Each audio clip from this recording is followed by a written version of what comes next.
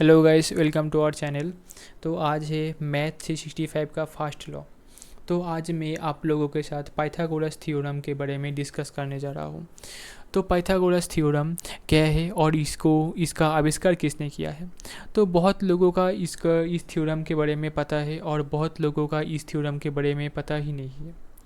तो first of all, ये जो थ्योरम है ये एक वेल नोन थ्योरम है जिससे बहुत क्वेश्चन पूछा जाता है एसएससी में और आरआरबी में।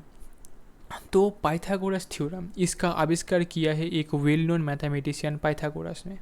और ये जो थ्योरम है ये एकमात्र यूज होगा राइट एंगल ट्रायंगल में।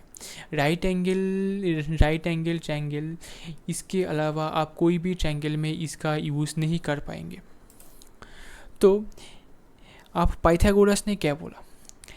इसने बोला एक राइट एंगल ट्रायंगल, आप एक राइट एंगल ट्रायंगल खींचेंगे तो आपका ये जो कोण होगा ये होगा 90 डिग्री का। और इसका सामने का जो बाहु होगा यानी ए से सी तक, इसको बोला जाता है हाइपोटेनस। हाइपोटेनस को दिखाया जाता है एच से, डिनोट किया जाता है एच से।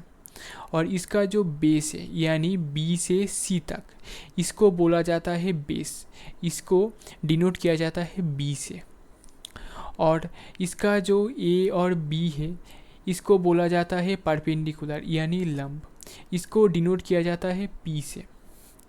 तो अब थ्योरम क्या बोलता है? थ्योरम बोलता है इन अ राइट एंगल ट्रायंगल, आप कोई भी राइट एंगल ट्रायंगल में the square of the longest side, यानी जो लॉन्गेस्ट साइड है उसका स्क्वायर, यानी यहाँ पर लॉन्गेस्ट साइड है ए से सी तक, यानी ए और इसका जो वैल्यू दिया है वो दिया है सी, यानी सी का square.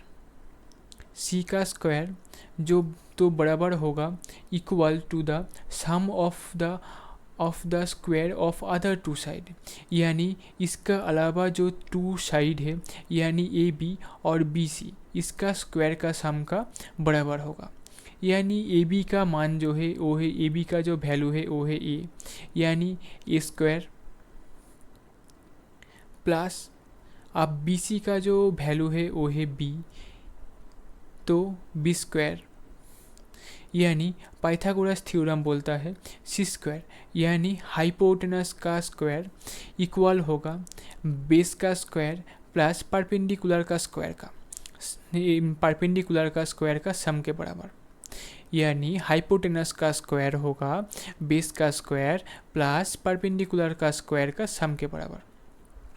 But it only works in right angle triangle. Right angle triangle के अलावा कोई भी ट्रायंगल में इसका यूज़ नहीं होगा।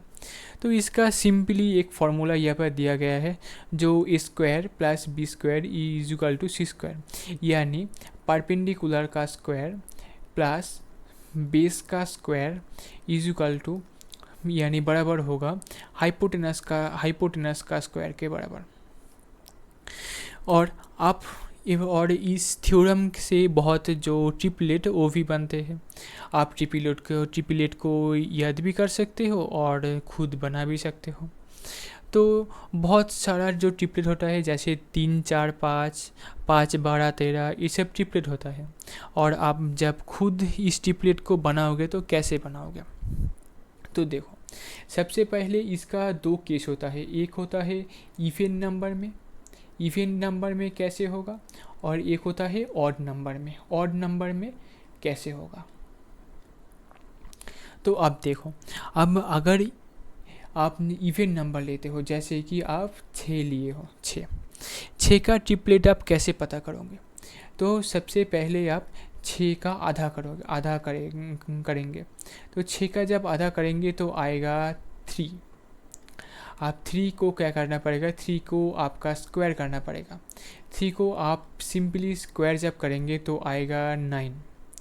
तो 9 में आप पहले आपको +1 करना पड़ेगा, फिर आपको -1 करना पड़ेगा। अब अगर आप +1 करेंगे तो आएगा 10, अगर आप -1 करेंगे तो आएगा 8। तो हो गया, आपका ट्रिपलेट बन के रेडी हो गया। ये है 6 के साथ जो ट्रिपलेट बनाएगा वो है 10 और 8, यानी 6 8 या 10, 6 8 और 10, ये है फर्स्ट ट्रिपलेट। तैयार हो गया एक ट्रिपलेट।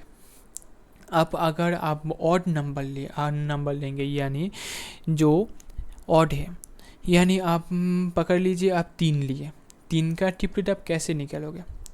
तो 3 का ट्रिपलेट निकालने के लिए आपको पहले इसका स्क्वायर करना पड़ेगा। इसमें क्या है, इसमें पहले स्क्वायर करना पड़ेगा। आप जब इसका स्क्वायर करेंगे तो आएगा 9। 9 को आपको आधा करना पड़ेगा। आप जब 9 के आधा करेंगे तो आएगा 4.5। अब इसमें आपको 0.5 प्लस करना पड़ेगा और 0.5 माइनस करना पड़ेगा।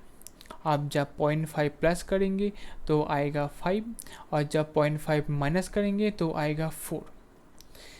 अब देखो 3 4 5, 3 4 5, ये भी एक ट्रिपलेट हो गया। तो अब देखो, आप एक ऑड से ट्रिपलेट बनाया, एक इवन से ट्रिपलेट बनाया। तो ऐसे ही आप कोई भी संख्या से आपका खुद का ट्रिपलेट बना सकते हो। तो ट्रिपलेट बनाने के अलावा ये आप इसको याद कर लेंगे तो आपके लिए बेहतर होगा, क्योंकि एग्ज़ाम में इतना समय नहीं है कि आप ट्रिपलेट बनाते फिरेंगे। आप इसको सिंपली याद कर सकते हो। Thank you.